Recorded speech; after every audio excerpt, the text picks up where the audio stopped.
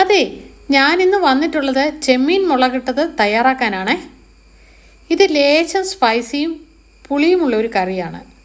ഇത് പാൽക്കപ്പയുടെ കൂടി നല്ല കോമ്പിനേഷനാണ്. പത്തിരി, പുട്ട് ഒക്കെ ഈ കറിയുമായിട്ട് നല്ല ചേർച്ചയാണ്.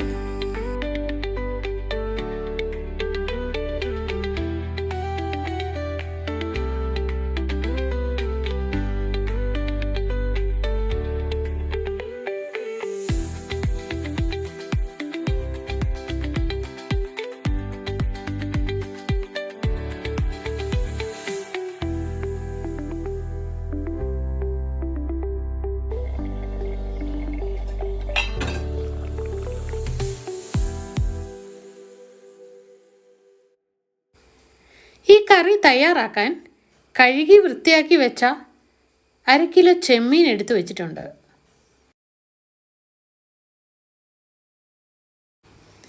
നല്ലപോലെ ഉള്ളി ചേർക്കണം ഈ കറിക്ക്.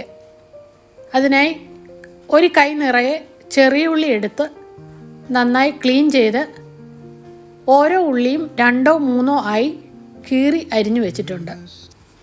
ഇനി വേണ്ടത് 1.5 ഇഞ്ച് നീളമുള്ള ഇഞ്ചിയും 1 കുടവും വെളുത്തുള്ളിയുമാണ്. അത് ക്ലീൻ ചെയ്ത് വെച്ചിട്ടുണ്ട്. ഇനി വേണ്ടത് ടൊമാറ്റോ ആണ്. ക്ലീൻ ചെയ്ത് ചെറുതായി ചോപ്പ് ചെയ്ത് വെച്ചിരിക്കുന്നു. 2 തണ്ട് കറിവേപ്പിലയും താളിക്കാനായി കടുകും ഉലുവയും കുറച്ച് എടുത്ത് വെച്ചിട്ടുണ്ട്. മീഡിയം എരിവുള്ള 4 ടീസ്പൂൺ മുളക് പൊടിയാണിത്. കുറച്ച് മഞ്ഞൾപ്പൊടി വേണം ഈ കറിക്ക്.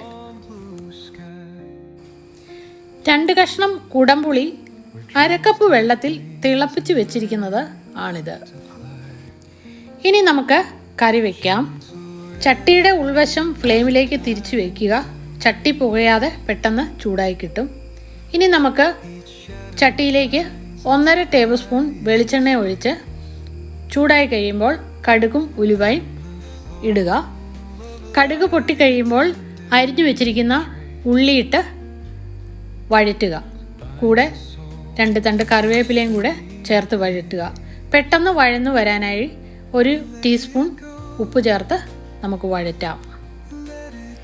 ഉള്ളി വഴന്നു വരുന്ന സമയത്ത് ഇഞ്ചിയും വെളുത്തുള്ളിയും വെള്ളം ചേർക്കാതെ നന്നായി അരച്ചെടുക്കാം.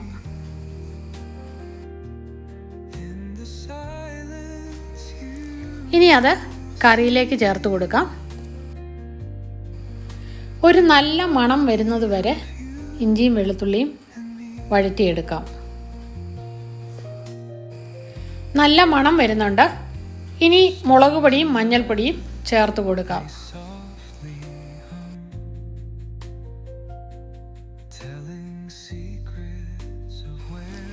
ലേശം എണ്ണ കുറവില്ലേ എന്നൊരു സംശയം.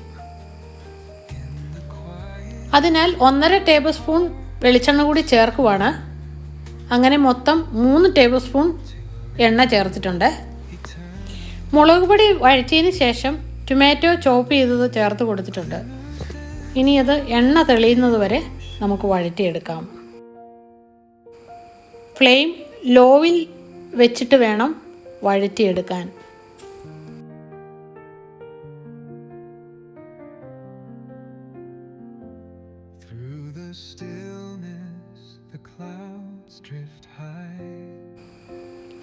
ഇനി നമുക്ക് കുടംപുളിയുടെ വെള്ളം ചേർത്ത് കൊടുക്കാം. വേണമെങ്കിൽ പുളിയും ചേർക്കാം. ഇനി ചെമ്മീൻ വേകാൻ ആവശ്യമായ കുറച്ച് വെള്ളം ചേർക്കാം. ചെമ്മീൻ വേകുമ്പോൾ അതിൽ നിന്ന് വെള്ളം ഇറങ്ങി വരുന്നത് കൊണ്ടാണ് കുറച്ച് വെള്ളം ഒഴിച്ചാൽ മതി എന്ന് പറയുന്നത്.